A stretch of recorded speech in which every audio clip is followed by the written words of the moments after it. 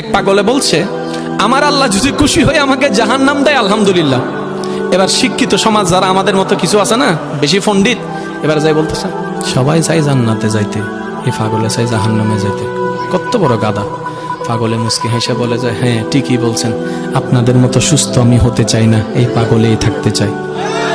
এবার তাদের একটু টনক লটলো, কই কেন? সবাই চাই জান্নাত, তুমি চাচ্ছ জাহান্নাম। বলে যে ভাইয়ারা, আপনারা মনে হয় আমার কথাটা খেয়াল করেন নাই। আমি বলেছি আমার রব যদি খুশি হয়ে, আমার রব যদি খুশি হয়ে আমাকে জাহান্নাম দেয়, আমি সেটাও নিতে রাজি।